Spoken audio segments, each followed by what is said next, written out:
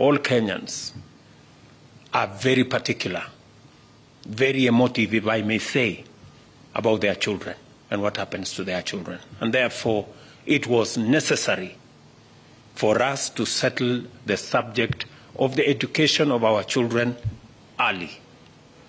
And we didn't even have to wait for the full report. I think we kept on implementing the report even as, we were agreeing on the issues.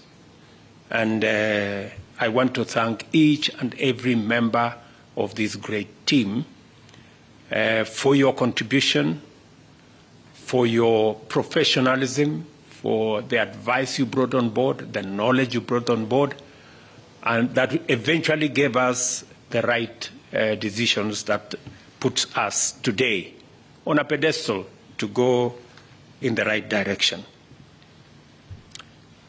This is because historically the people of Kenya have taken keen interest in education, appreciating it as the ultimate equalizer, facilitator of socio-economic mobility, driver of economic growth, the guarantor of democracy, liberty, and key to greater well-being of humanity. The same holds true today with even stronger resonance.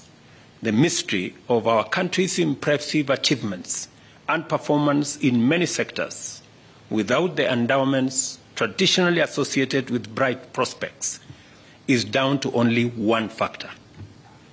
As I have said, our human capital, the people of Kenya, is the difference that has made Kenya what it is.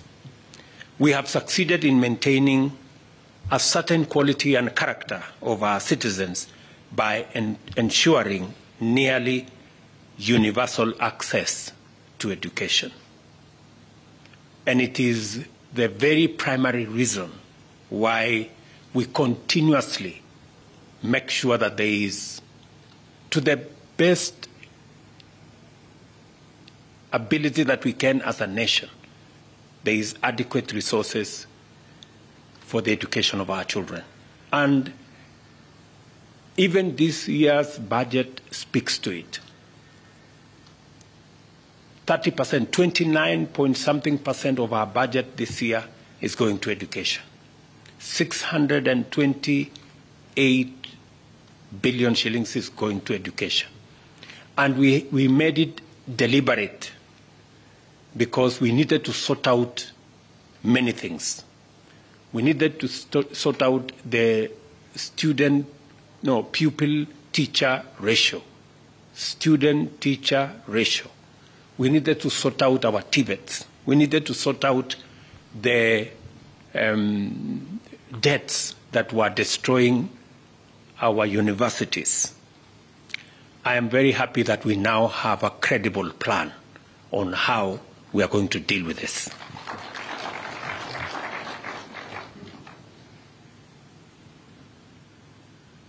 As a result of the investments that we continue to make in education, we've managed to hire, through the Teacher Service Commission, 56,000 teachers in the last 8 months, the highest ever in the history of Kenya. By God's grace, we have a plan to continue until we close the gap, because we identified that there was a gap of close to 110,000 teachers. And it was my commitment during the campaigns that we would do this within 2 years. I am hopeful that we will be as near as 100%, as near as possible to 100% in 2 years, so that our children, when they go to school, they will find teachers to teach them. Amongst the many other things that we are working on, you all remember that we also said that education must be inclusive. We must never leave any child behind. We're all aware that there are still many more of our children who are not in school, for various reasons, cultural reasons, some other reasons. One of the most pressing is because sometimes there is no food at home and kids cannot go to school. And that is the reason why this year I did instruct the ministry that we want to increase the number of students under our school feeding program from 1.6 million to 4 million.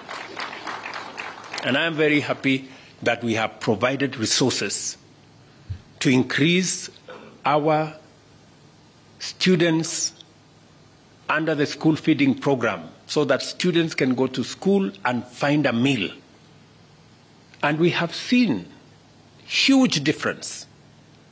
Here in Nagoreti, when we rolled out that program, the numbers of students in our school increased by 150%. It tells you there are many children who are not in school because of the challenge of food. I am very happy that counties are coming on board to work with us on the school feeding program, because in our manifesto we agreed that any county that's going to agree to partner with us, for every shilling they put in the school feeding program, we are going to match it by a shilling by national government. I want to congratulate our county governments that have agreed to partner with us to get our children who are not in school to come to school by participating in our school feeding program. Case in point is Nairobi County. I must congratulate the governor of Nairobi County for agreeing to work with us. I have been in conversation with Machogu, CS Machogu, and your PS, with the county government of Nairobi. And finally, we have a framework that has been approved by the Attorney General for us to work together to make sure that many kids, especially in our informal settlements in Nairobi, are not in school.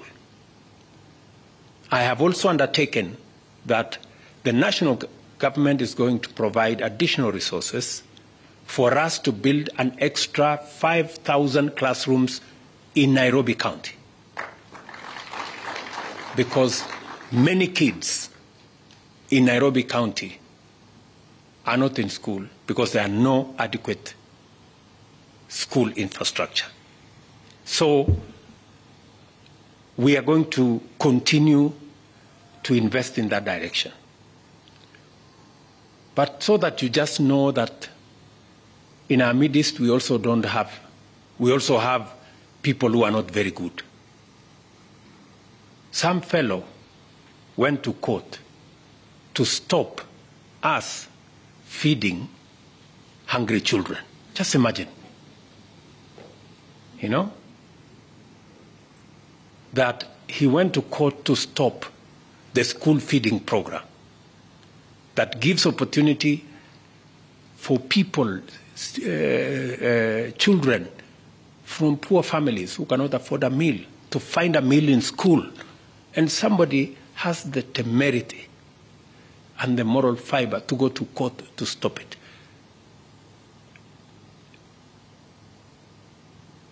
Luckily for us, and unluckily for them, they found some humane people in court who told them that you cannot stop hungry children from having a meal. That is the kind of society we want to build, where we can deal firmly and decisively with people, heartless people. Let me also say, we are blessed with a well-educated, informed, and engaged citizenry who do not only comprise a phenomenal human capital, they are freedom-loving champions of democracy, innovation, and a focused, results-oriented work ethic. We have, as one person in the Bible said, we have neither gold nor silver, but we have something much worthier: free, capable citizens who love their country and work hard every day to drive our progress. And I'm very proud to be the team leader of that great nation.